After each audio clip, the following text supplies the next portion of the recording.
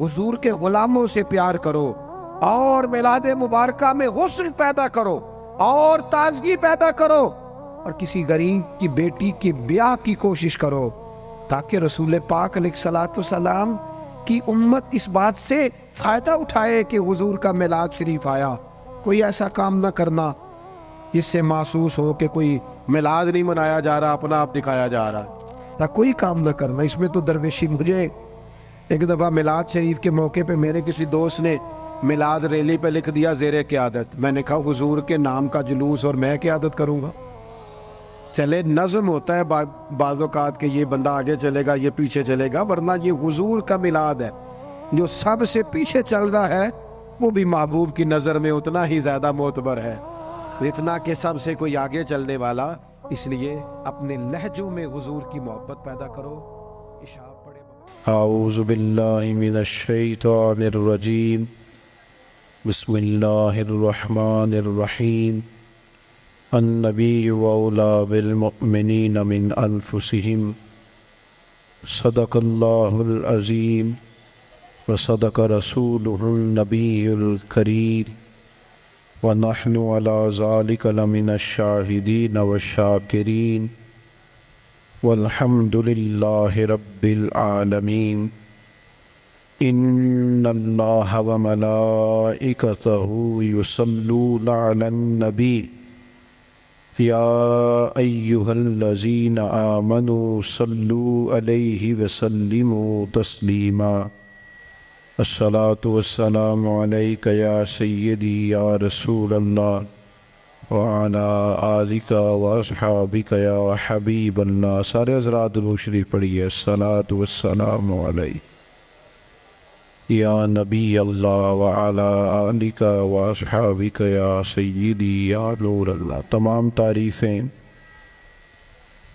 حمد و ثنا اللہ تعالیٰ جل مجدہ الکریم کے لیے، اور درود و سلام نبی اکرم نور مجسم شفیع معظم آقا کل ختم رسول دانہ سبل احمد مجتبیٰ جناب حضرت محمد مصطفیٰ صلی اللہ تعالیٰ علیہ وسلم کی ذات والا صفات کے لیے حمد و صلات کے بعد، عالی مرتبت ذی احترام علماء کرام، مشائخ، سادات اور انتہائی محبت کے ساتھ تشریف لانے والے دوستوں، بزرگوں اور بھائیوں، آج کی یہ خوبصورت پروقار بارونق محفل پاک جو محفل میلاد مصطفیٰ اور ذکر امام احمد رضا خوبصورت عنوان کے زیر سایہ انعقاد پذیر ہے۔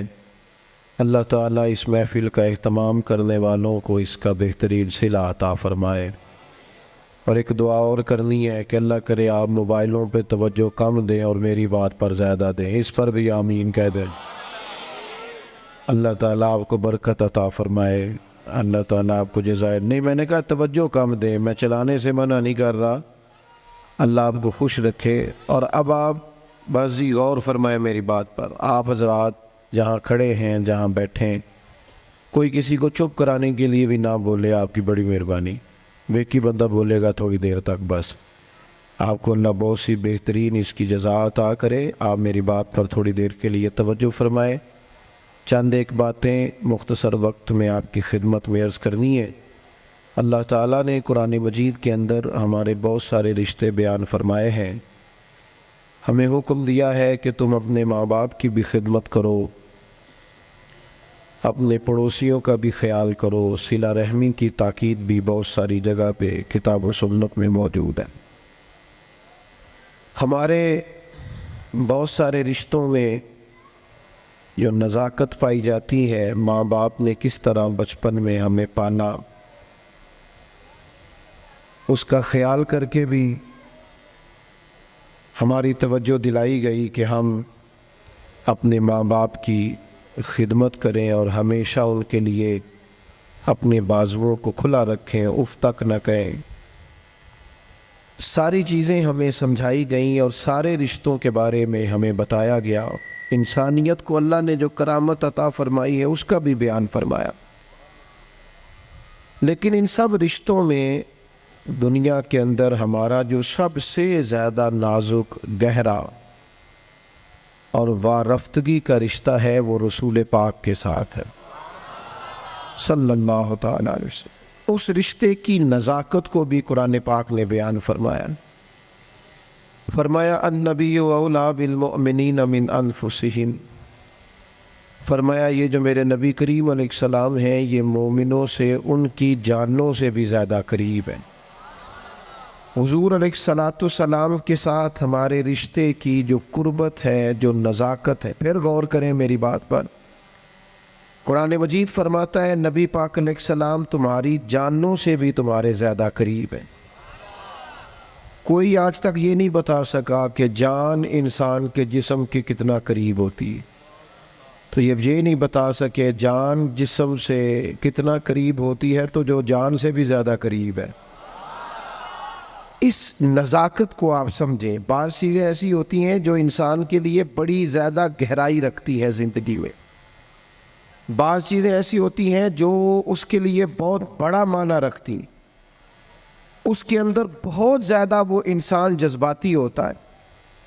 ہمارا جو نبی پاک علیہ السلام کے ساتھ رشتہ ہے وہ بڑا نازک رشتہ ہے۔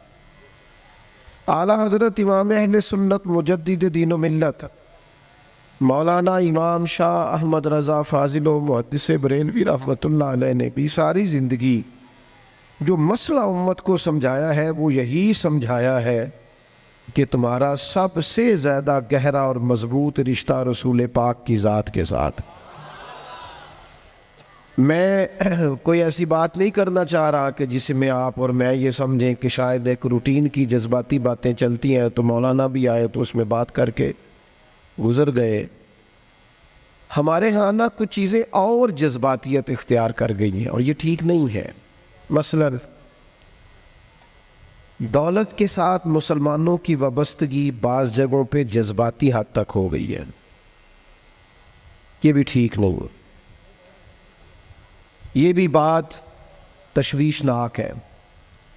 اگر ہر چیز کو پیسوں میں تولو گے نا تو اپنا وجود بھی ایک مشین لگنے لگ جائے گا۔ اپنی طبیعت میں محسوس کرو گے کہ